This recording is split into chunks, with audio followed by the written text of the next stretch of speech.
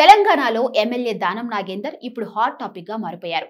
Assembly సమావేశాల సందర్భంగా BRS సభ్యుల పట్ల అనుచిత పదజాలంతో రెచ్చిపోయారు.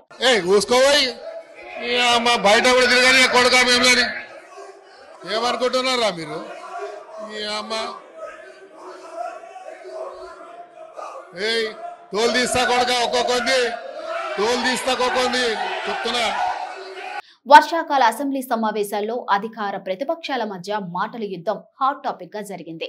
చివరికి ఎమ్మెల్యే దానం నాగేందర్ హైలైట్ అయ్యారు. హైలైట్ అనడం కంటే సంస్కారం లేదని ఎమ్మెల్యే నిరూపించుకున్నారని చెప్పవచ్చు. ప్రజా ప్రతినిధిగా అసెంబ్లీలోకి అడుగుపెట్టిన దానం నాగేందర్ తాజా వ్యవహారంపై ఇప్పుడు తెలంగాణ ప్రజలు సైతం వ్యతిరేకిస్తున్నారు. ప్రజా సమస్యలను గాలికి వదిలేసి వ్యతిరేకంగా దూషణలు చేసుకోవడం ఏంటని ప్రజలు ప్రశ్నిస్తున్నారు. చట్టసభల్లో ఇలాంటి సంఘటనలు పునరావృతం కాకుండా చూడాలని ప్రజలు కోరుతున్నారు.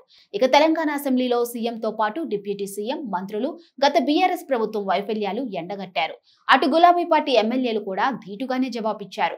అక్క తమ్ముడు, అన్న చెల్లెలు వంటి సెంటిమెంట్లు కూడా బాగా పండాయి. కొన్నిసార్లు విమర్శలు హద్దు దాటిపోయాయి. చట్టసభల్లో ఊహించరాని పదజాలంతో కొందరు రెచ్చిపోయారు. సీఎంను చీఫ్ మినిస్టర్ అని వివక్ష నేతలు వ్యాఖ్యానించగా మంత్రులు వాటిని సమర్థవంతంగా తిప్పికొట్టారు. కేటీఆర్, హరీష్ రావులను లక్ష్యంగా చేసుకుని వ్యంగ్యాస్త్రాలు సంధించారు. ఇదంతా ఒక ఎత్తైతే చివరి రోజు జరిగిన సమావేశాల్లో దానం నాగేందర్ వాడిన పదజాలం పట్ల అన్ని వర్గాల నుంచి వ్యతిరేకత వస్తుంది. ఖైరతాబాద్ ఎమ్మెల్యే దానం నాగేందర్ మాట్లాడుతూ బీఆర్ఎస్ సభ్యులపై రెచ్చిపోయారు. బీఆర్ఎస్ సభ్యులు దీన్ని తీవ్రంగా వ్యతిరేకించారు. అయినప్పటికీ ఆయన ప్రసంగం కొనసాగించడంతో ప్రతిపక్ష సభ్యులు అడ్డుకున్నారు. దానంకు సభలో మాట్లాడే అర్హత లేదంటూ ఆందోళన చేశారు. దీంతో సహనం కోల్పోయిన దానం నాగేందర్ నోటికొచ్చినట్టుగా మాట్లాడారు. సభలో వాడకూడని పదాలతో విపక్ష సభ్యులను దూషించారు.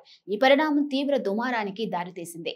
బీఆర్ఎస్ ఎమ్మెల్యేలను దూషిస్తున్న నాగేందర్ ను సభాపతి గడ్డం ప్రసాద్ వారించే ప్రయత్నం చేసినా దానం లెక్క చేయలేదు.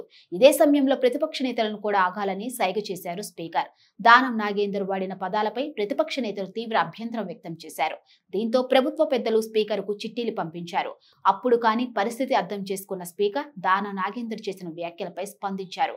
ఎమ్మెల్యే దానం అన్పార్లమెంటరీ పదాలు వాడి ఉంటే రికార్డులను పరిశీలించి తొలగిస్తామని తెలిపారు. అయితే దానం మాత్రం దీన్ని సమర్థించుకున్నారు. కామనగా మాట్లాడే భాషనే తాను వాడానని, అందులో తప్పేముందని చెప్పుకొచ్చారు. దీనిని అటు ఎంఐఎం సభ్యులు కూడా ఖండించారు. తక్షణమే సభకు దానం క్షమాపణ చెప్పాలని డిమాండ్ చేశారు. కాంగ్రెస్ నేతలు మాత్రం ఈ విషయంపై పెద్దగా స్పందించకపోవడం శోచనీయం.